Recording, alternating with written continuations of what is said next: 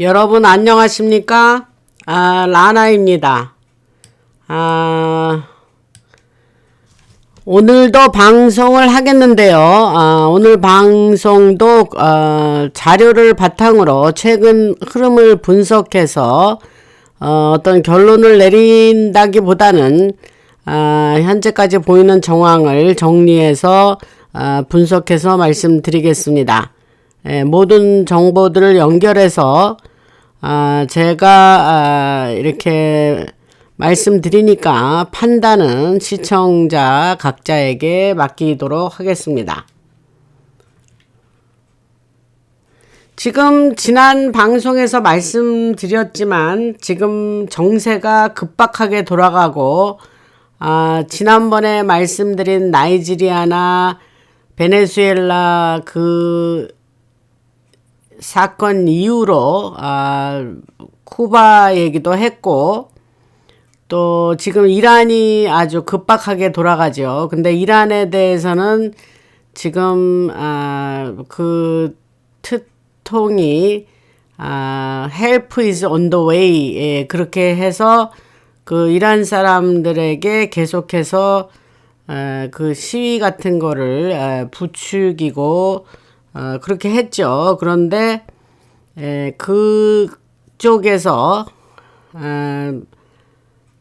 사우디나 카타르나 그런 중동 지역에서 조금 홀드를 해달라 하고 요청이 와서 트통이 지금 군사 그력을 지금 쓰지 않고 있죠. 홀드하고 있죠. 그럼에도 불구하고 또 에어 캐리어 항공모함 아브라함 링컨 그 항공모함이 지금 그쪽으로 도착을 하고 있다 이런 소식이 있죠. 그러니까 확실하게 뉴스가 지금 나올 때까지는 우리가 지켜봐야 되는데 뭐 지금 그 얘기는 여러분이 아시는 얘기고 그 다음에 그린란드 문제가 지금 되게 시끄럽죠. 근데 이거는 일반 방송에서도 나온 얘기인데 이게 지금 웃어야 할지 우스운 얘기인데 핀란드나 스웨덴이나 뭐 프랑스나 독일이나 이런 유럽의 주요 국가들이 군대를 보내겠다 하면서 뭐 1명, 3명 뭐 각 나라마다 그래갖고 모두 34명이 그러니까 그 군인이 그러니까 그 34명은 버스 한 대에 다 태울 정도의 숫자인데 그런 정도의 군인들을 그린란드로 보내겠다 했습니다. 그러니까 이게 무슨 조크입니까? 뭐 조크같이 들릴 정도로 좀 한심한 얘기인데 그렇게 얘기를 하고 있습니다, 지금. 그러니까 제가 지난 방송에서 좀 언급을 했는데 그게 이제 공식 이번에 그린란드는 어떻게 되느냐 하면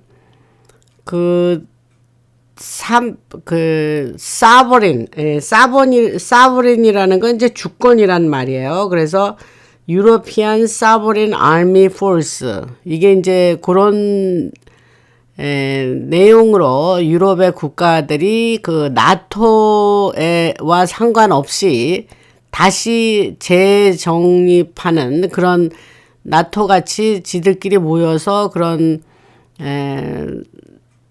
연합을 만드는데 거기에 미국을 바이패스해서 우회해서 그런 걸 만들겠다는 얘기예요. 그래서 그런 걸 만들려고 합니다. 지금 지난 방송에서 언급을 하는데 그러한 지금 정황이 드러나고 있습니다. 그래서 그러면 이거는 사실은 미국 입장에서 보면 굉장히 좋은 거죠. 자연스럽게 미국이 나토에서 빠지는 게 되는 거니까. 그래서 트통도 그걸 원하는 거고 그렇게 하면서 그들은 다시 나토 같은 그런 다시 기구를 만들고 결국은 향후에 러시아하고 연합하면서 또 미국이나 이런 데서 기름을 사오는 거를 원하지 않아요. 그 러시아에서 기름이나 가스를 사오는 걸 원하기 때문에 결국은 그들은 자기들끼리 그러한 조직을 다시 만들어서 미국이 빠진 상태에서 후에는 제가 그때 방송에서 말씀드린 대로 트라이폴라라고 세 개의 리전으로 그 전 세계가 그렇게 나뉜다 그랬을 때 이제 그러한 방향으로 가는 수순이 될 거다. 이 얘기를 지난 방송에서 잠깐 언급을 했고 지금 그린랜드의 컨시퀀스 그린랜드를 매입하는 후에 그 결과적으로 일어나는 일에는 이런 일이 있다. 이런 말씀을 드립니다. 죄송합니다. 그리고 지금 그 카나다 얘기를 지난번에 말씀을 드렸죠. 그래서 수상이 마크 칸인데 그 사람은 저쪽 애들 뭐 충북이죠. 그런데 그 사람은 지금 자기의 역할을 흰모자에 의해서 자기의 역할을 그런 지금 하고 있는 거라고는 말이 나왔습니다. 그러니까 지금 이제 결국은 그 사람 수상으로 인해서 이제 트루도 이후로 나왔는데 수상이 됐는데 아주 재빠른 속도로 지금 카나다가 망가지고 있거든요. 그리고 뭐 너무나 인도에서 중국에서 그렇게 많이 들어가더니 지금은 인도에서 뭐 엄청나게 들어가고 카나다 사람들이 뭐 토론토나 예를 들면 밴쿠버 같은데 그 대도시들은 정말 그들이 뒤덮은 도시가 됐죠. 그래서 결론은 무슨 말씀을 드리려냐면 그 나라에 지금 굉장히 힘든데 지금 그 알버타 주 같은 경우는 이제 거기서 떨어져 나가려고 주민들이 투표를 하고 뭐 이제 그런 식으로 추진 중에 있는데 그래서 뭐 미국의 51번째 주다 52번째 주다 이렇게 하면서 이제 그 프로빈스 그 주들이 그런 움직임이 있죠. 그래서 그 얘기는 지난 방송에서도 했지만 그 알버타에서나 이제 기름도 나오고 여러 가지 소스가 나오는 아주 중요한 주이기 때문에 그것을 못하게 하려고 카나다와 그 수도가 오타와인데 거기서 이제 적극적으로 그걸 못하게 하려고 방해를 놓지만 그 귀추가 주목이 된다 했습니다. 그래서 이거는 이제 그 과거 바티칸이나 제수잇, CIA 또 모사드, 영국, 그 영국은 뭐냐면 지금 캐나다가 영연방 중에 하나죠. 그래서 브리티시 커먼웰트라고 그래요, 영어로. 그래서 그 영연방 국가이기 때문에 그 영국의 당연히 영국의 그 영향을 받고 제가 과거에 말씀드렸죠. 카나다의 수상이 그 취임식을 할 때는 영국 여왕에게 충성 맹세를 하면서 취임식을 하는 걸 제가 봤습니다. 그래서 영연방 국가이기 때문에 그렇습니다. 그래서 그들은 캐나다 같은 나라는 아주 완전히 그 영국의 그 그늘에서 벗어나지를 못하고 있죠. 지금까지도. 그래서 여러 가지 그들과 엮여 있는데 지금 그런 것이 무너지는 상황에 있다. 이렇게 이해하시면 됩니다. 그 다음에 이제 갑자기 영국 얘기를 하니까 제가 이제 지금 생각이 나서 하는 얘기인데 그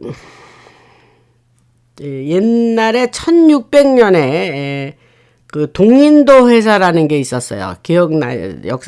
역사에서 배우신 분들 기억나실지 모르지만 이제 영국이 만들어가지고 인도와의 무역에서 뭐 인도에서 뭐 향신료라든가 여러 가지 차라든가 무슨 그런 거를 받아들이면서 무역을 했는데 완전히 이게 균형이 없는 완전히 거의 인도를 식민지화하는 그런 무역을 하면서 그 동인도 회사라는 거를 그 영국이 만들지 않습니까? 그러니까 영국이 이제 뭐 과거에는 굉장히 힘이 세고 여러 세계 나라를 지배하고 많은 국가를 식민지 삼았던 나라니까요. 그 다음에 그 아편 전쟁도 있었죠. 1840년인가요? 그때에 이제 영국이 중국에서 이제 그 아편을 계속해서 보냈죠. 영국이. 그러니까 중국이 아편 수입을 막으려고 저항을 하다가 거의 무력으로 군사력으로 그렇게 못하게 해가지고 중국이 결국 불평등 조약을 맺게 하고 그런 식으로 아편 전쟁도 과거 역사 중에 있었죠. 그래서 무슨 얘기를 하려고 하냐면 그렇게 전 세계를 영국이 뭐 그레이트 브리튼 그랬지 않습니까? 대영 제국.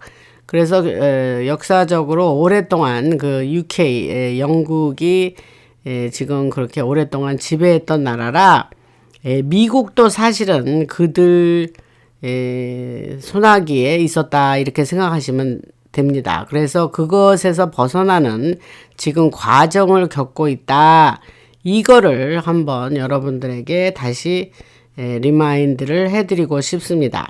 그래서 그 권력 엘리트 층이 영국의 뭐 로스차일드라든가 이제 그런 얘기는 수도 없이 했지만 그들이 이제 이렇게 미국에도 처음에 1776년에 미국이 독립을 했다고는 하나 한 번도 제대로 미국이 독립된 국가로 살은 적이 없다 이렇게 생각하시면 됩니다. 그 다음에 계속 그 틈틈이 미국을 보고 있다가 1913년에 로스차일드나 이제 그런 JP 몰간 그런 사람을 통해서 결국은 페더럴 리저브 중앙은행을 만들고 미국이 이제 그 자기 주권으로 살아가는 나라가 아닌 거죠. 그래서 제가 1871년인가요? 미국이 주식회사로 바뀐 해입니다.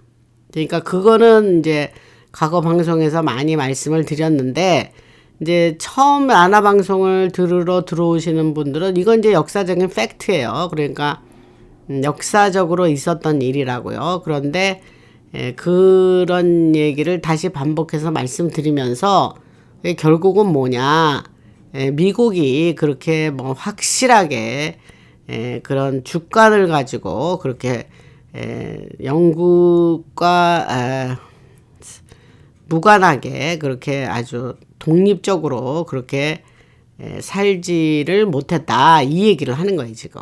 네. 그러니까 그 얘기를 다시 한번 지금 생각나서 말씀을 드리고 그래서 뭐 제가 이렇게 반복적으로 여러 나오는 정황들을 다시 차분히 짚어보면서 여러분들에게 이런 분석을 해드리고 있는 겁니다. 그래서 오늘은 뭐 오늘뿐만이 아니라 모든 방송에 내가 결론을 내린다기보다는 계속 현재까지 보이는 정황을 정리해서 분석을 해드리는 거죠. 그리고 그다음에 이제 주제를 달리해서 에리카 얘기를 나오는데 이 여자 에리카 컬크 이 사람 얘기를 하면 제가 이제 이 사람 얘기를 간간히 했어요. 그 CK 찰리가 죽은 이후에. 그런데 이게 까도 이게 양파처럼 자꾸 새로운 이야기가 나옵니다, 지금. 그래서 여기 미국의 폴트란 말이 FORT라는 말은 이제 폴트레스. 무슨 그런 옛날에 어떤 군대가 이렇게 있는데 그걸 폴트레스라고 그러죠. 그런데 그래서 미국도 미군 기지나 이제 그 군대들이 있는 그 지역은 폴트라는 말을 많이 씁니다. FORT.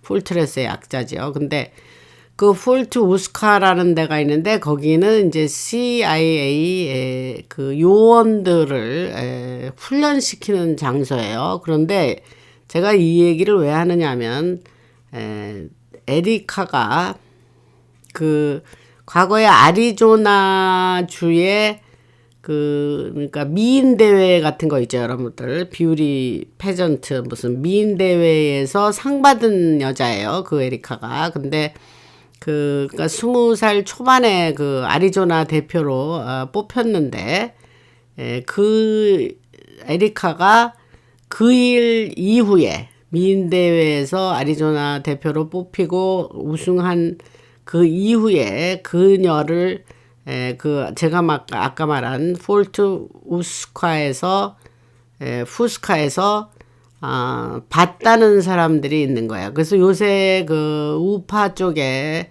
유튜브를 하는 그런 사람들이 나와서 계속 그것을 가지고 뉴스들을 했어요. 그래서 지금 제가 드리는 소식 중에 하나가 뭐냐면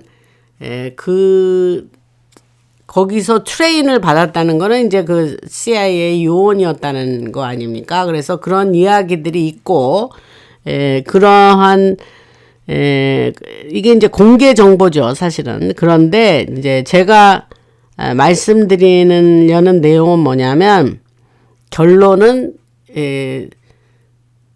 그러니까 이거는 CK하고 결혼하기도 훨씬 전이라는 거예요. 그리고 지난번에 제가 뉴욕에서 뭐 남자친구, 그러니까 CK하고 결혼하기 전에 남자친구도 있었고 뭐 누구는 뭐 그런 그녀의 어떤 행적 같은 거를 잘 이렇게 유심히 보던 사람들이 이리저리 나와서 지금 그런 얘기를 하는 겁니다. 그런데 무슨 얘기를 하고 싶은 거냐 하면은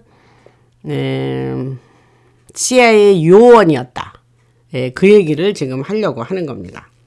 그래서 이 까도 지금 양파같이 계속 나오는데 그러면 이제 여기서 어떤 생각이 나오냐면 과연 그녀가 그리고 그 엄마 얘기도 했죠. 엄마는 이제 그 레이디안 그 반개 회사 같은 그런 회사의 CEO인데 회사를 2개의 CEO예요. 그리고 그 회사는 이제 그 지하 시설에서 왔다 갔다 하는 그러한 그 자기 자동차, 자기 그 전차 그거에 특화된 그거에 기술과 관련된 일을 그런 기술을 가지고 있는 회사의 CEO예요.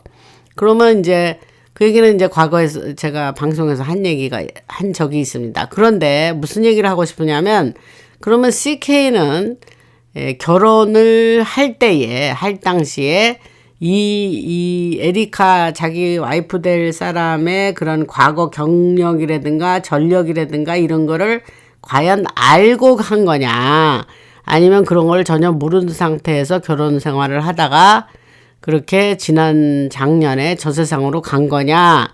이제 요 얘기는 제가 계속 소식을 듣는 대로 앞으로 전해 드릴 것이고 그 다음에 그 소식은 분명 또 나올 것입니다.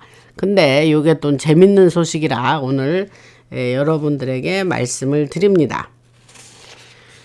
그래서 그린랜드 얘기는 뭐 아까 초반전에 얘기했지만 이거 완전 뭐 조크인지 유럽 애들이 발끈하면서 글쎄 30몇 명을 여러 개 나라가 모아서 보낸다는 게 도대체 그게 무슨 아이들 장난하는 것도 아니고 그런 얘기를 하고 있습니다. 트통은 지금 뭐 만약에 나토 그러니까 그들이 트통이 내가 니네들 이런 식으로 그 자국의 국방비에 그러니까 GDP의 5%씩 내서 니네들이 국방을 안 하면 나도 뭐 미국도 뭐 나토에서 나갈 수 있다 그러면서 그런 얘기를 변죽을 많이 올렸죠 과거에. 그러니까 이번 참에 미국이 그렇게 해서 아예 뭐 미국이 자발적으로 나오는 게 아니라 저들이 뭐 우리는 우리가 알아서 할게 하고 미국을 빼버리고 지금 바이패스 한다는 말이 나왔으니까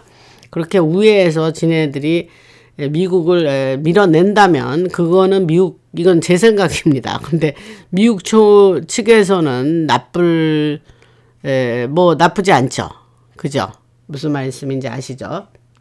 그래서 그 얘기는 먼저 말씀드리고, 그 다음에 제가 지난번에 그 singularity라는 말을 했어요. 근데 이제 현재 그 singularity라는 얘기를 여러분들이 좀 아셔야 될 거예요. 이게 이제 너무 테크놀로지 쪽으로 뭐 머스크나 뭐 나와서 막 얘기를 하는데 저게 도대체 무슨 소린가. 특히 연세가 좀 있으신 분들은 이게 지금 빠르게 이 변화하는 이 세상에서 이 정보를 좀 알고는 계신데 뭐 자세한 내용을 뭐 속속들이 알지는 않는다 하더라도 뭐 좀 도대체 저게 뭐래냐 그러면서 그런 얘기는 좀 아셔야 될 건데 그런 차원에서 제가 라나 방송에서 그런 말씀을 좀 드리지 않습니까? 그래서 오늘 제가 지난번에 이 싱귤레리티에 대해서 얘기를 한다 하니까 많은 분들이 좀 해달라 하고 요청을 하셨어요. 그래서 제가 이제 번역이 끝났고 그거에 대한 얘기를 하려고 하는데 지금 뭐 이것도 몇십 장 많습니다. 그런데 제가 그냥 꼭 여러분들이 아셔야 될 내용만 가지고 말씀을 드리겠습니다. 그래서 그게 뭐냐면 싱귤레리티라는 거는 이제 한국말로 딱 하나의 단어로 완벽하게 옮기기가 어렵습니다. 그러나 가장 뭐 좀 정확하고 자연스러운 번역은 기술적 특이점 이렇게 번역할 수 있어요. 기술적 특이점. 그러면 이제 그거는 단순히 특이하다라는 뜻뿐만이 아니라 인공지능이 인간 지능을 넘어서고 기술 발전 속도가 스스로 폭발적으로 빨라져서 그 이후의 세상을 인간이 예측하거나 이해하기 어려워지는 전환점, 그거를 싱귤레리티라고 그래요. 그래서 한국에서는 학술 기술 분야에서 거의 항상 싱귤레리티 그 말 하면 기술적 특이점이라고 번역을 해요. 그래서 아주 쉬운 한국말로 풀어서 말씀드리면 사람이 더 이상 기술을 끌고 가는 게 아니라 기술이 기술을 낳고 기술이 세상을 바꾸는 시점. 그 지난번에 제가 AI를 얘기했잖아요. 그러니까 이제 그런 맥락에서 말씀드리는 거예요. 그리고 이전 세상과 이후 세상이 완전히 갈라지는 경계선, 그거를 기술적 특이점이라고 번역하는 싱귤레리티에 포함시킬 수가 있어요. 그래서 공식 학술적 표현은 기술적 특이점이라고 말하고 아주 쉬운 말로 얘기하면 기술이 통제 불가능할 만큼 급격히 바뀌는 시점이라고 말할 수 있고 또 이렇게 미래가 예측 안 되는 기술 전환점을 싱귤레리티다 이렇게 말씀을 드릴 수가 있어요. 이제 이 정도 말씀드리면 여러분들이 무슨 얘기인지 아시죠? 그래서 일란 머스크가 2026년 올해 1월 4일 날 얼마 안 됐죠. 한 2주 전에 X에서 뭐라고 얘기를 하면 X가 이제 트위터입니다. 그래서 뭐라고 말을 했냐면 우리는 이미 싱귤레리티에 들어섰어. 조금 아까 설명드린 거. 그러면서 2026년은 싱귤레리티에 해야 이렇게 얘기했다는 거예요. 그러니까 올해에 모든 것이 그 기술이 통제 불가능할 만큼 급격히 바뀌는 시점이 2026년부터 시작이 됐다 이 말입니다. 그러니까 이제 우리가 이 싱귤레리티를 모르면 우리는 이제 안 되는 거죠. 그래서 제가 이 1월 달이고 머스크가 그런 얘기를 했고 그러니까 제가 이 시점에서 여러분들한테 이 얘기를 빨리 안 해드리면 여러분들이 놓칠까봐 지금 이 얘기를 해드리는 겁니다. 그래서 이 말은 인공지능이 기술 발전이 스스로 더 빨라지고 이게 그러니까 accelerated pace로 가는 거야. 이게 이제 가속도가 붙어서 이 속도가 빨라지게 그 기술 발전이 이루어지는 거예요. 그래서 싱귤레리티 이전의 인간이 이해할 수 없을 정도가 되는 지점에 도달했다는 뜻입니다. 그래서 이게 과장된 일이 아니에요. 그래서 이 말의 구상은 머스크가 2025년 11월에 뭐라고 말을 했냐면 작년에 11월 달에 뭐라고 말했냐면 그는 달 기반 태양광 죄송합니다. 문, 그 기반 태양광 발전 시스템을 통해서 매년 100테라와트의 에너지를 생산하려고 하고 그 정도의 에너지가 나오면 원래 수십 년 걸릴 발전이 몇 년 안에 이루어진다 이런 얘기를 했어요. 그리고 여러분들이 그동안 많은 우리들을 얽매고 묶어왔던 어떤 제약 회사들이라든지 돈이라든지 시간, 건강, 기회가 다시 조정할 틈도 없이 빠르게 사라진다는 뜻을 의미하고 있습니다. 그래서 이 머스크가 뭐라 했냐면 3년 정도 지나면 뭐 굳이 노동은 선택이다. 필수가 아니다. 뭐 이런 얘기를 했다고 제가 지난 방송에서 얘기를 했죠. 그래서 뭐라고 얘기를 하냐면 어떤 한계가 없다. 인간에게는 리미트레스. 어떤 한계가 없고 앞으로는 그 경계도 없고 부족함도 없고 가난도 없고 그런 세상이 온다. 그런 얘기를 한 거예요. 그 머스크가. 그래서 이거는 이제 구호가 아니라 2027년, 2028년에 옵티머스 3세대 로봇이 수백만 대로 늘어나면 실제로 일어나게 되는 공학적인 결과다 이런 말씀을 드렸습니다. 제가 지난 방송에서 그 옵티머스 그 로봇 3세대 로봇에 대한 얘기를 비교적 자세하게 했죠. 그것도 사실은 내용이 더 있는데 제가 여러분들이 꼭 아셔야 될 내용만 그냥 선택해서 골라서 말씀드렸어요. 그래서 공상과학의 어떤 소설책 같은 데에서만 있는 얘기가 아니라 이제는 그 일들이 우리에게는 사실이 됐다 이렇게 말씀을 드릴 수 있죠. 그래서 이미 2025년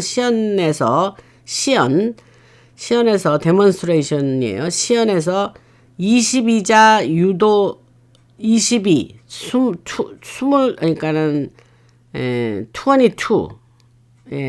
22개의 자유도 그 손을 가진 옵티머스는 계란을 완벽하게 집어 올렸다 그랬죠. 말씀드린 거예요.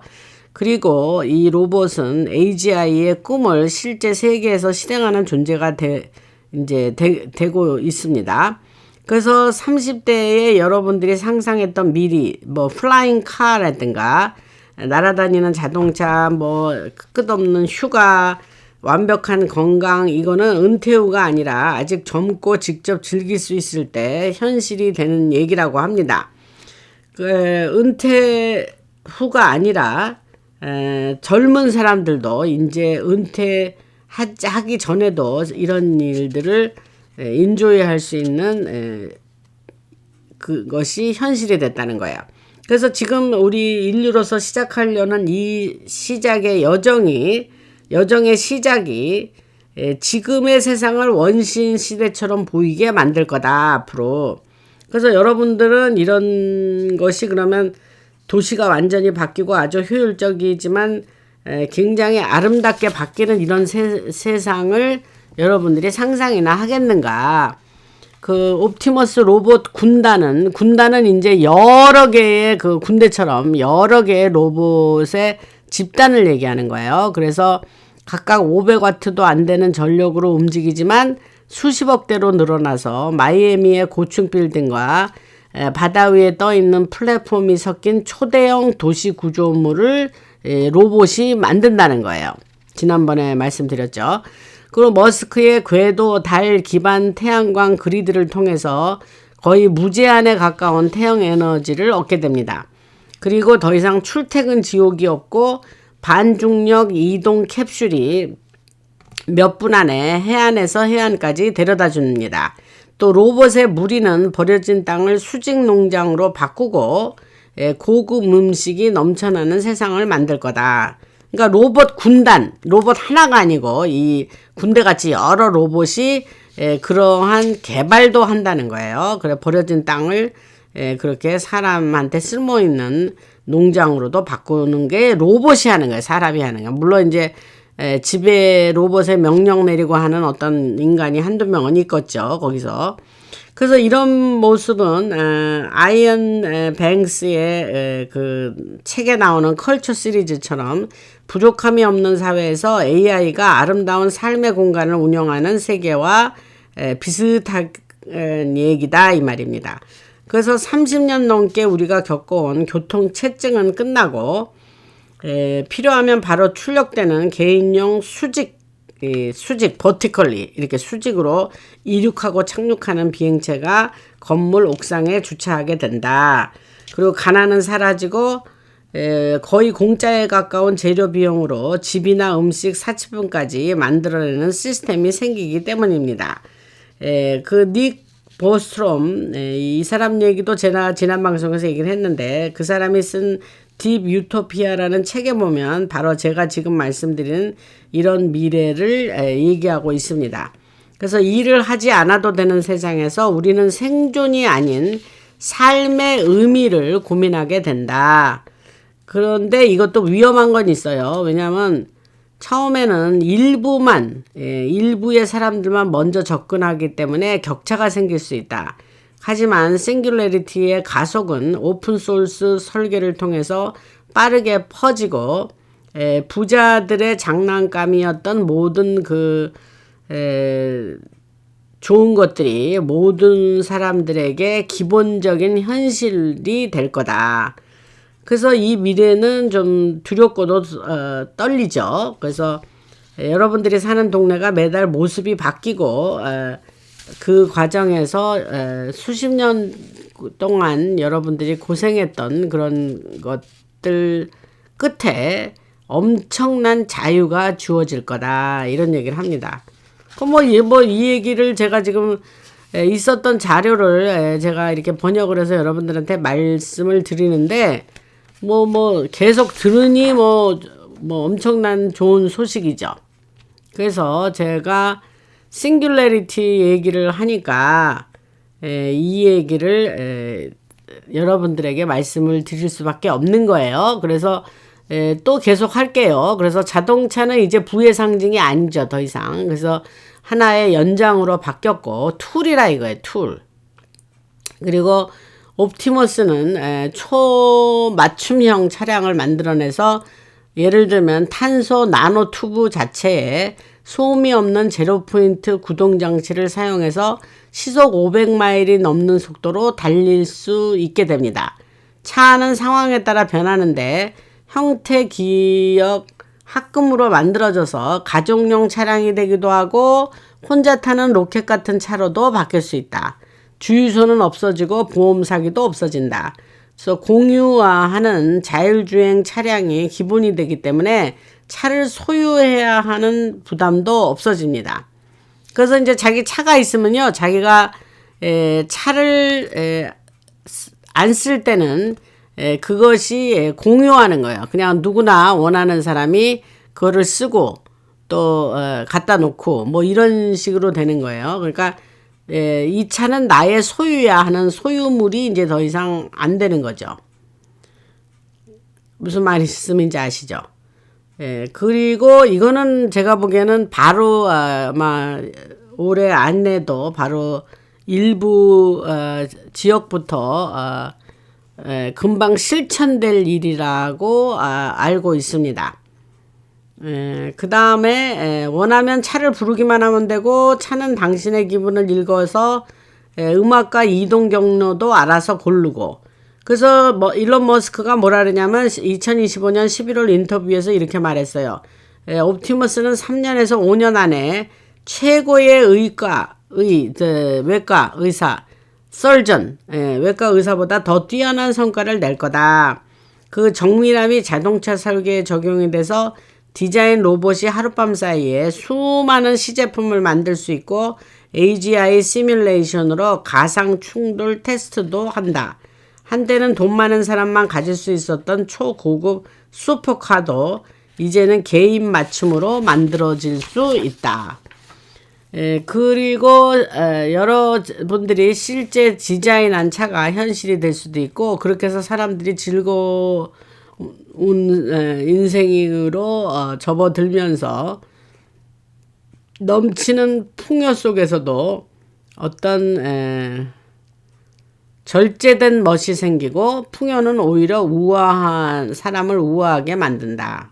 뭐 이렇게 매우 유토피아 매우 긍정적이고 굉장히 그 사람들에게 크게 그 가능성을 많이 부여하는 이런 얘기를 계속 하고 있습니다. 그리고 이제 옵티머스가 코치가 돼요. 그래갖고 사람마다 유전자에 맞춰서 훈련을 완전히 개인화하고 몸에 해를 주지 않는 신경 피드백을 통해서 완벽한 자세를 만들어준다. 그래서 올림픽 기록은 해마다 깨지고 결국 어떤 강화된 선수가 따로 생긴다. 로봇 지금 이제 미래의 옵티머스가 우리 인간사의 인간 생활 안에 끼어들면서 이렇게 모든 것이 달라진다는 거죠. 그 기존 항공기는 이제 극초음속 이동 수단으로 지구 반대편도 몇 시간 안에 갈 수가 있다는 거예요. 그래서 개인 이동 캡슐이라고 그러는데 이거는 굉장히 서로 지구 반 끝에서 끝이 몇 시간 안에 이동될 수 있다 이거예요. 그 다음에 기존 항공기는 로봇 정비로 업그레이드 돼서 지연이 거의 없어져 버리고 여러분들 우리가 어떤 백 투 더 퓨처의 그 영화에 나오는 호버보드는 일상적인 출퇴근 수단이 됩니다. 그래서 가장 큰 변화는 그냥 보기만 하는 시대는 이제 끝나고 직접 만들어지는 시대가 온다 이 말입니다.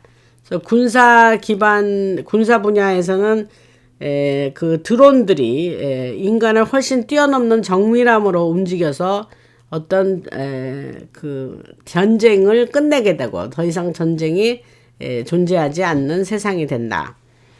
왜냐하면 부족함이 사라진 사회에서는 전쟁을 할 이유 자체가 없어진다고 합니다.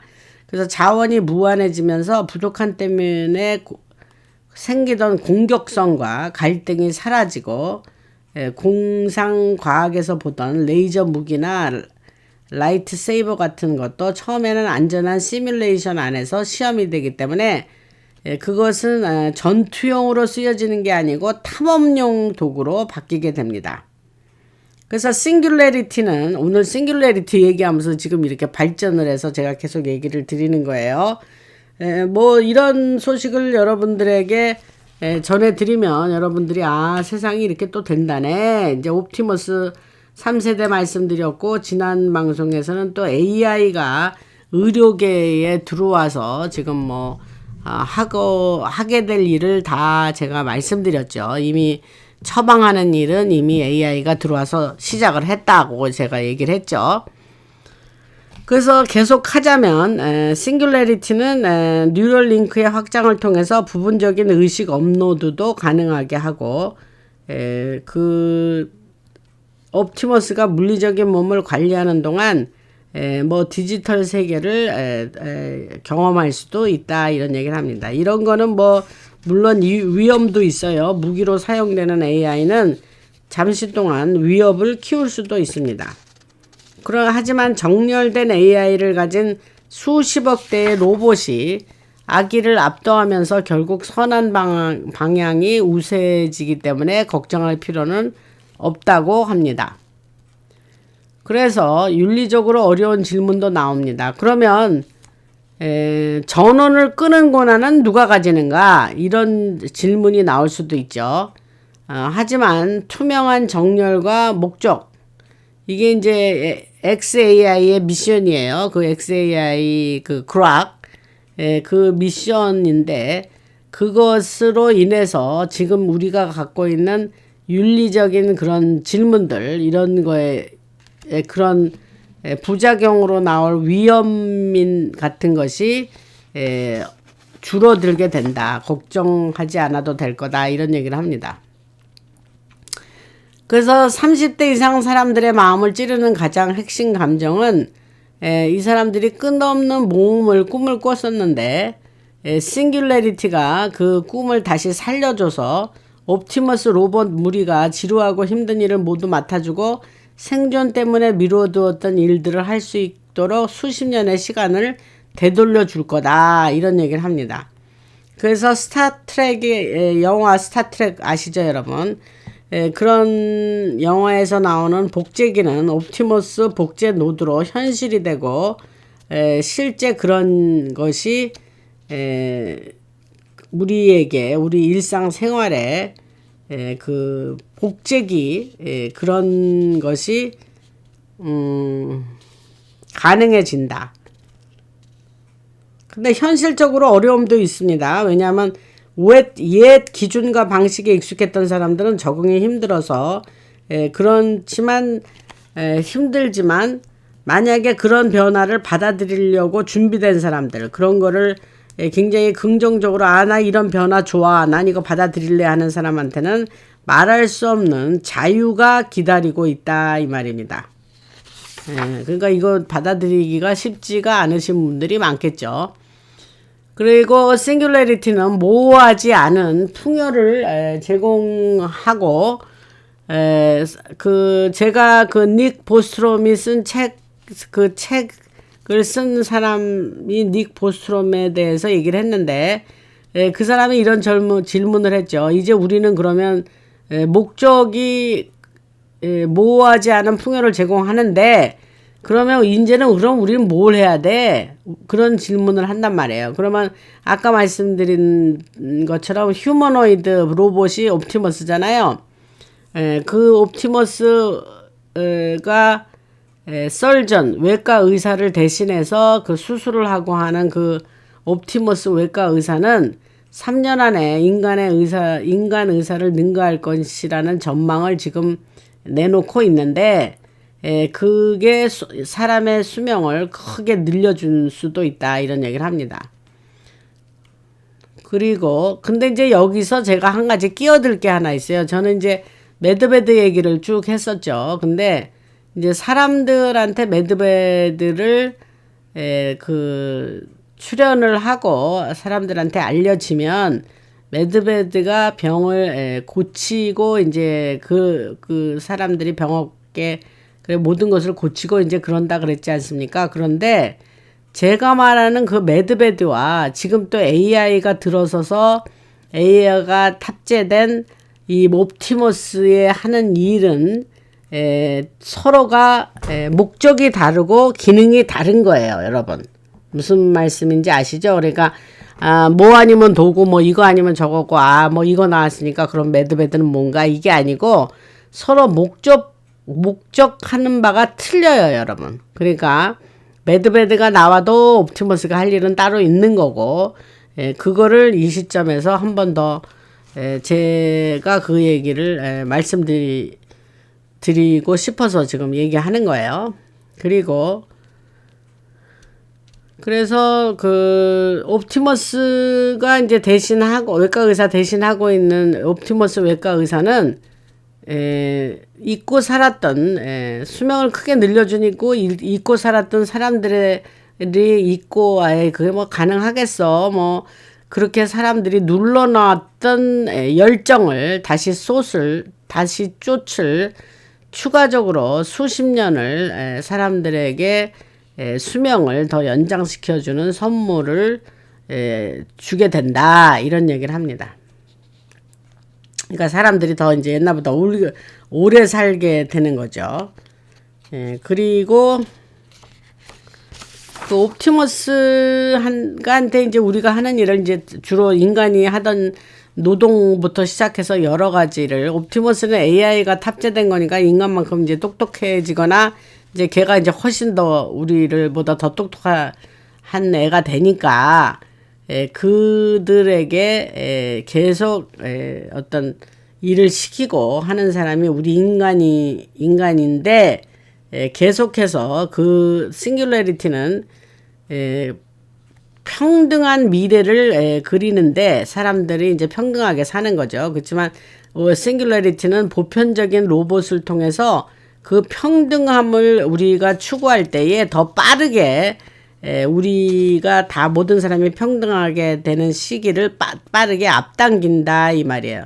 그러니까 사람들이 이제 옛날에는 부자만 누렸었던 거를 지금 말한 싱귤레리티 얘기를 하면서 그런 세상이 오면 그냥 뭐 모든 사람이 옛날에 부자가 누렸던 걸 그냥 보통 사람들도 부자 아니었던 사람들도 다 그냥 누리게 된다. 이런 면에서의 평등을 얘기하는 거예요. 그래서 미국의 AI가 의학을 합법적으로 제가 아까 그 말씀을 지난 방송에서 얘기를 했죠. 그래서 닥트로닉이라는 회사 얘기를 했고 그 AI가 새로운 여러 가지 그 의학계도 들어오고 그러니까 인간이 살아가는 모든 분야에 다 AI가 침범을 해서 침범이란 말이 맞는지 모르지만 이제 들어와서 우리가 얘기를 그 모든 분야에서 AI가 도움을 주는 거죠. 그래서 그 옛날에 2007년에 스페이스X가 이제 인건비만 드립다 쏟아 넣으면서 그 뭐 망하냐 안 망하냐 하면서 일론 머스크가 버티고 있었는데 그러면서 리사이클드 다시 사용하는 로켓을 만들 거야 할 때 사람들이 비웃었죠. 근데 그게 지금 뭐 격일로 스페이스X를 발사하면서 다 거의 리사이클을 해서 계속 그렇게 비용을 옛날에 나사가 했던 거에 몇십 분의 1로 밖에 그렇게 안 쓰면서 계속해서 그게 지금 리사이클드 재사용을 하고 있죠 로켓을. 그러니까 옛날에 공상이라고 비웃던 사람들이 지금은 이제 아무 말도 못하게 된 거예요. 그 다음에 또 일론 머스크 얘기를 또 할게요. 2012년에는 테슬라가 파산 직전까지 갔었죠. 그래서 전기차를 뭐 장난감이니 뭐 이렇게 얘기했지만 지금은 뭐 그런 말 하는 사람 없죠. 그리고 2018년에 뉴럴 잉크가 첫 동물 실험을 준비하고 있을 때 뇌 이식 기술을 공상과학이라고 조롱했는데 그것도 틀렸다는 것이 이미 증명이 됐죠. 그래서 그 싱귤레리티를 인정하는 순간 우리가 자기 자신이 쓸모없어진 거를 마주해야 되기 때문에 사람들은 그걸 인정하기가 싫은 거죠. 왜냐하면 이제 수십 년 동안 쌓아온 어떤 편안하게 여겨지던 어떤 전문 지식이 거의 몇 달 만에 의미가 없어질 수도 있는 그런 사실을 받아들이기가 인간은 지금 어렵죠. 그래서 여러분들 앞으로 조만간에 없어질 직업이 3개가 있어요. 근데 그게 회계사, 변호사, 세무사 이 3가지가 뭐 완전히 100% 없어진다는 거는 아니겠지만 숫자가 이제 왕창 줄어들게 되겠죠.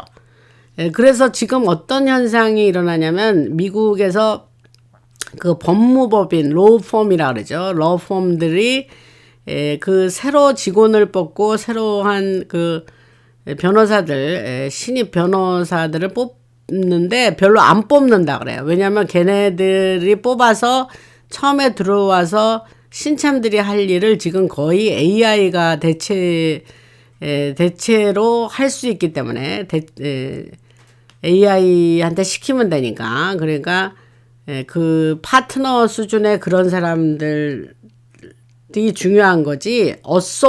한국은 뭐 어소시에이트를 어소라 그러나 봐요. 그래서 그런 어소 변호사들이 별로 필요 없게 됐다. 그래서 이제 신입 변호사를 많이 안 뽑는다. 지금 이런 얘기가 슬슬 미국에서 나오고 있어요. 그러니까 아주 말씀드렸다시피 100% 없어지지는 않지만 그 세무사, 회계사, 변호사 이런 직업들은 수요 면에서 굉장히 많이 줄어들 거다. 이런 얘기를 합니다. 그래서 현재 대부분의 산업은 인간의 한계를 기준으로 돌아가는데 그 외과 의사 얘기했죠. 그래서 하루 12시간 이상씩 수술할 수 없습니다. 그리고 엔지니어는 주 40시간에 묶여 있고 공장은 인력 부족과 공급망 문제로 멈추기도 하는데 제가 지난번에 말씀드린 대로 옵티머스 3세대는 다르죠. 그래서 테슬라가 밝힌 생산 목표에 따르면 2027년까지 수백만 대로 늘어날 거란 얘기는 했습니다. 그래서 이 로봇의 특징이 뭐냐면 세 가지예요. 지치지 않아요. 인간은 지치잖아요. 의사가 썰전이 뭐 수술을 만약에 12시간짜리 이상을 했다. 그럼 계속 서서 그런 긴 시간이 걸리는 수술이 있지 않습니까? 그럴 때 수술을 그렇게 하면 이제 나중에는 집중력이 확 떨어지겠죠. 시간이 길어지면 길어질수록. 근데 옵티머스는 안 그런다는 거예요. 시작부터 죄송합니다. 끝까지 이렇게 지치는 게 없는 거예요. 그 다음에 그 정확도가 떨어지는 게 없는 거예요. 정확한 거예요. 계속. 그 끝날 때까지. 그 다음에 소프트웨어 업데이트로 계속 개선, 임프루브가 되는 거예요. 그래서 조금씩 나아가는 변화가 아니라 싱귤레리티는 뭔 얘기를 하냐면 조금씩 좋아지는 게 아니라 그냥 한 번에 확 위로 치솟는 그런 가속도가 붙은 그런 발전을 이뤄 나간다는 거예요. 그래서 이제 가혹한 진실이 드러나는 게 뭐냐면 부족함을 전제로 만들어진 기관들, 그 다음에 지식을 독점하던 대학들, 또 기술을 쌓아두던 기업들, 자원을 나눠주던 정부는 풍요 앞에서 그냥 무력화되고 무너져 버리는 거예요. 그리고 변화에 적응하는 사람은 여기서 이제 조건이 하나 있어요. 이런 변화에 적응하고 긍정적으로 받아들이고 나 이런 변화가 있구나. 나 이거 좋아. 나 이거 받아들일래. 나 여기에 적응할래 하는 사람들은 새로운 현실을 적응해서 나갈 수가 있는데 비웃고 굉장히 리지스트 저항하고 하는 사람들은 거기서 도태되면서 따라가지 못하고 어떤 쓸모없는 존재가 될 가능성이 있다. 그런 얘기를 합니다. 그래서 의료 쪽의 얘기를 제가 좀 말씀드리면 그 최고 수준의 외과 의사는 15년 정도 훈련을 하고 평생 동안 많아야 5,000번 정도의 수술을 한다 그래요. 근데 아까 말씀드린 대로 피로해지면 이제 제한이 딱 오는 거죠. 몸이 갑자기 이제 그 긴 시간을 수술을 하면서 피로해지면 확 뭐랄까 수술의 그 능력이 퀄리티가 확 떨어지죠. 그리고 복잡한 수술에서는 인간의 실수를 약 10%, 실수율을 10% 정도로 본다 그래요. 그래서 일론 머스크가 2025년 11월에 옵티머스가 3년 안에 최고의 인간 외과 의사를 능가할 거라고 말을 했는데 제가 보기엔 요거는 조금 약간 과장인 것 같고 그렇게 그 3년 안이는 건 아닌 것 같아요. 근데 왜 그런 얘기를 하느냐? 그 머스크가 약간 좀 미리 좀 앞서서 그 뭐 떠버리라고 그럴까요? 뭐 하여튼 미리 좀 그러는 성향이 있어요, 이 사람이. 그래서 그런 뭐 과거에 테슬라나 여러 가지 뭐 집들도 뭐 미니처 하우스 같은 거 짓고 하면서 뭐 그렇게 자기가 난 몇 년까지 얼마 정도의 비용이 드는 이런 걸 만들 거야 할 때 그게 항상 좀 더 뒤에 개발이 되고 이렇게 하면서 시간이 늦어졌거든요. 그러니까 이제 그런 걸 감안할 때 이게 3년 안에라는 건 약간 좀 과장이지 않나라는 추측을 하고 제가 그런 얘기를 지금 분석을 말씀을 드리는 겁니다. 그래서 이 정밀함이 그 아까 말한 옵티머스의 정밀함을 얘기하는 거예요. 그래서 옵티머스 3세대의 정밀함이 진단을 하고 신약을 개발하고 개인 맞춤 재생 치료까지 확장된다고 여러분들이 알고 계시면 됩니다. 그리고 AGI는 모든 의학 논문, 모든 임상시험, 모든 유전체 정보를 동시에 그 분석을 합니다. 그래서 AGI는 그 Artificial General Intelligence라고 말할 수 있어요. 그래서 그냥 AI면은 번역이라든가 글 쓰는 거, 뭐 그림 생성하는 거, 그러한 작업은 AI가 하는 거고, AGI라면은 그보다 훨씬 더 많은 능력을 가진 AI를 얘기하는 거예요. 그래서 한국말로는 범용 인공지능 뭐 이렇게 얘기를 하더라고요. 그래서 AGI는 뭐 사람의 지능에 거의 가까운 AI를 얘기하는 거고, 뭐 그동안 우리가 알고 있는 인공지능 AI는 뭐 계산을 한다든지 검색을 한다든지 글을 쓴다든지 번역을 한다든지 뭐 이런 거를 AI라는 거예요. 그래서 AGI를 좀 말씀을 드렸어요. 그리고 그 계속해서 얘기하면은 그러니까 조금 아까 얘기한 AGI는 의학 논문, 임상 시험, 모든 유전체 정보를 동시에 분석을 하고 로봇의 손은 하루 24시간 일주일 내내 완벽한 수술을 수행한다 이거예요. 무섭죠 여러분. 24시간을 한대요. 지금의 병원 시스템은 행정 절차로 비대해져 있고 아주 사람들이 기다려야 되는 대기 기간이 아주 몇 달씩 걸리죠. 그래서 이 시스템은 존재 자체가 흔들리는 변화를 맞이하게 되고 로봇의 네트워크가 거의 아주 아주 소액의 거의 공짜에 가까운 비용으로 의료 서비스를 제공하게 된다고 합니다. 뭐 듣느니 구구절절 뭐 기가 막히게 좋은 뉴스기는 합니다. 그래서 이거는 부드러운 진화가 아니고 부족함을 전제로 한 모델이 풍요를 전제로 한 모델로 바뀌는 거예요. 이게 중요합니다. 그동안은 scarcity, 부족함을 전제로 한 게 모델이었다면 앞으로는 풍요한 거, 그 풍요함이 전제로 된 모델로 바뀌는 거예요. 그리고 의료의 접근성이 보험이나 지역보다 빠르게 발전하는 시스템에 훨씬 더 얼마나 잘 맞춰지는지가 더 중요해집니다. 그래서 수십 년 동안 제한된 도구를 익히고 살아온 전문가들은 의사 되는데 그렇게 오랜 시간이 걸린다 그랬잖아요. 근데 그들은 그들과는 달리 잠도 안 자고 피로해서 실수도 하지 않는 그러한 옵티머스 제 3세대 같은 그러한 로봇이 대체가 하는 거예요. 로봇으로 대체되는 거예요. 근데 이거는 희망적인 이야기기는 한데 그 하룻밤 사이에 육체 노동과 지적 노동의 가치가 상품처럼 바뀌는 세상에서 인간의 가치가 다시 계산되는 냉혹한 현실을 맞이하게 된다. 이런 일도 있습니다.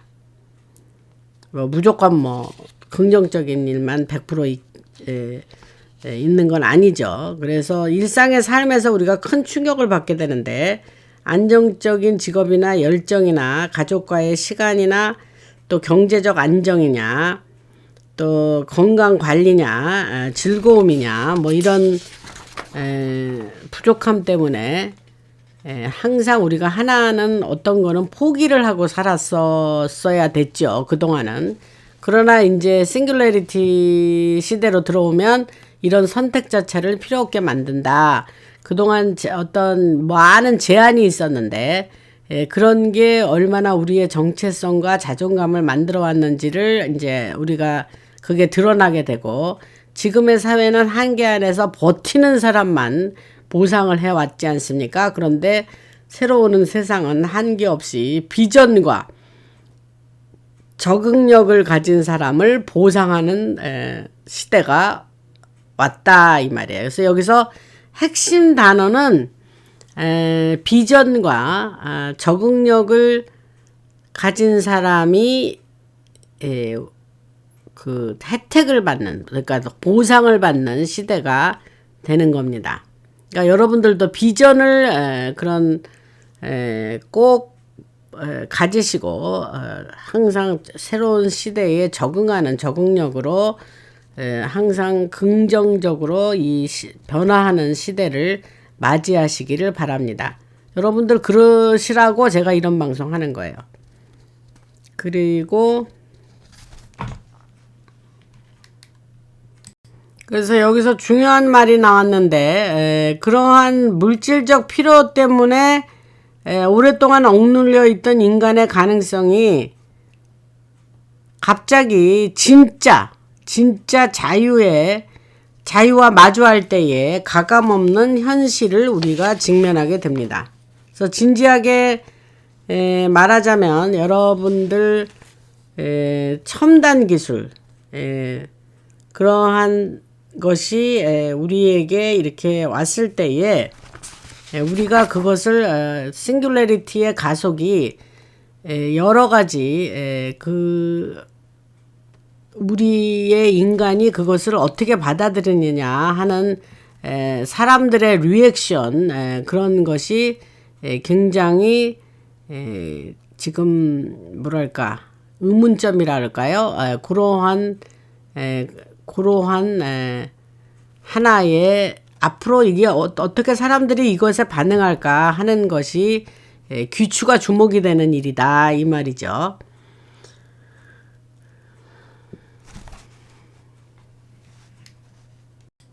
그래서 지금까지 그 싱귤레리티에 대한 얘기를 구체적으로 제가 말씀드렸어요. 근데 이제 지금부터 말하는 게 중요한 얘기예요. 요 얘기를 하려고 앞서서 요 얘기 그동안 쭉 얘기를 빌드업을 해왔는데 그게 뭐냐면 2026년 초에 머스크가 선언한 싱귤레리티가 자리를 잡으면서 그 엘리트 누군지 아시죠? 저쪽 애들 그 엘리트가 타임라인에 갈래를 만들어내던 방식은 더 이상 작동하지 않게 된다. 요게 중요한 말이에요. 요런 얘기를 하려고 제가 앞서서 쭉 그 배경을 깔았습니다. 그리고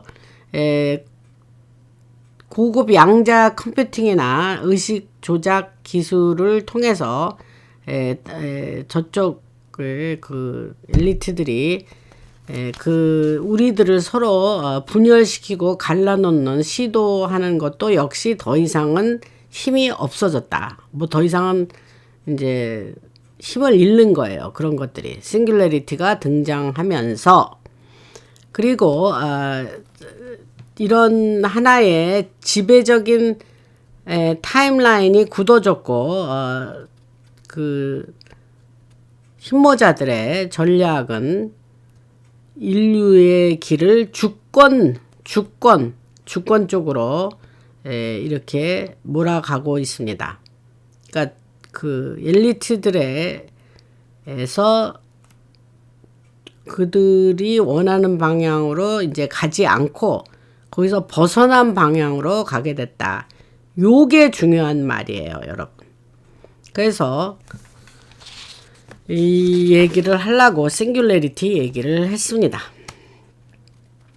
그리고 탐욕이라든가 조작 같은 자기만을 위한 성향에 묶인 사람들은 점점 사라지는 현실로 이동하고 하나가 되고 서로 격려하고 유나이트 이렇게 연합하려는 자들은 그 사람들은 살아남고 훨씬 더 많은 혜택을 누리면서 번영하는 세상이 된다. 좋은 말이죠. 그래서 XAI의 그락 같은 거, 이게 그 AI 이름인지 아시죠? 그러니까 오픈 AI의 챗GPT 같은 거예요. 그거랑 이제 테슬라의 달 기반 에너지 그리드, 제가 아까 얘기했죠. 달을 기반으로 해서 거기서 이제 뭐 에너지를 생산한다 이 얘기를 했죠. 그 머스크가 추진하고 있는 일이에요. 그래서 그러한 달 기반 에너지 그리드 같은 계획들이 만들어내는 싱귤레리티의 계산 능력 폭발은 이런 조작을 계산적으로 불가능하게 만드니까 그 엘리트들 애들은 점점 설 땅을 잃는 거예요. 그러니까 그들이 생각을 바꾸고 전향 하여튼 뭐 해야 되겠죠. 무한에 가까운 연산 능력이 갈래가 생기기도 전에 변화를 감지하고 중화해 버리기 때문에 그들이 그동안 해왔던 일은 아무 능력을 발휘하지 못하고 힘을 못 쓰게 된다 이거예요. 그리고 그 결과 억눌려 왔던 자유에너지 기술 같은 그런 것도 이제 모든 사람들에게 공개되고 그래서 경제 붕괴로 이어질 수 있는 사회적 붕괴도 발생하지 않게 된다. 그런 얘기를 합니다. 그래서 마두로의 체포 같은 사건은 균형을 결정적으로 바꿨죠. 그래서 과거의 현실을 가로채는데 사용되던 네트워크가 무너졌죠. 그리고 할프 아시죠? HAARP 그 할프가 이제 기후를 조정한다는 그거 쓰여졌다는 거는 제가 과거 방송에서 많이 얘기했고, 그래서 그런 것들이 이제는 힘을 못 쓰고 싱귤레리티 시대로 되면 풍요 기술은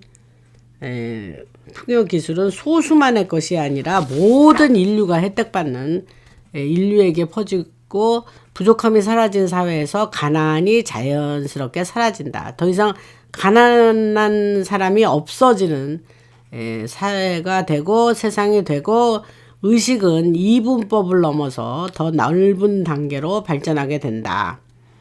그래서 더 깊이 들어가면 모든 팬데믹 아시죠? 그 다음에 여러 가지 그런 우리가 참 힘들고 어려운 시기를 2000년대에 2020년이었죠 그때가. 근데 그게 오랫동안 계획했던 일을 이 세상에 펼친 거라 그랬죠 제가. 저쪽 엘리트들이. 그래서 그런 것들이 우리가 힘들게 겪어왔는데 이제 그런 일들이 더 이상 이 세상에 이루어지는 것은 불가능하게 되었다. 그런 얘기를 합니다. 그래서 마두로 얘기는 뭐 여러 번 했는데 마두로의 체포는 라틴 아메리카 남미죠. 남미의 가발 엘리트들의 그 거점을 완전히 상실하게 되고 힘모자가 첨단 추진 기술과 에너지 시스템에 대한 정보 공개를 앞으로 밀어붙일 수 있게 됐습니다. 그래서 결국 문명은 모두에게 이익이 되는 방향으로 나아가고 인류는 우리를 조종하던 어떤 세력 그들에게서 벗어나서 주권적인 진화를 하게 된다. 이게 결론입니다. 그리고 오늘도 뭐 이 얘기 저 얘기 뭐 써놓은 거를 뭐 이렇게 했더니 이게 생각보다 지금 내용이 많이 길어졌어요, 여러분들. 그래서 어쨌거나 좀 빼놓지 않고 제가 말씀을 드렸고, 그 다음에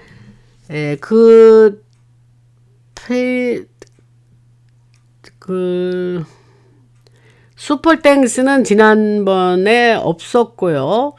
그 다음에 카카오뱅크에 자율구독료 보내신 분 감사하게 두 분 계십니다. 그래서 강성규님, 그 다음에 이봉우님 보내주시고 라나방송에 크게 힘이 되겠습니다. 그리고 젤로 보내신 분은 없고요. 여러분들이 자율구독료 그야말로 자율이니까 여러분들이 자발적으로 하시는 거니까 보내주시면 크게 도움이 되고 잘 쓰여지겠습니다. 말이 좀 웃기네. 잘 쓰여질 것입니다. 그리고 멤버십 우리 아직 안 하신 분들 멤버십 꼭 해주시면 감사하겠습니다.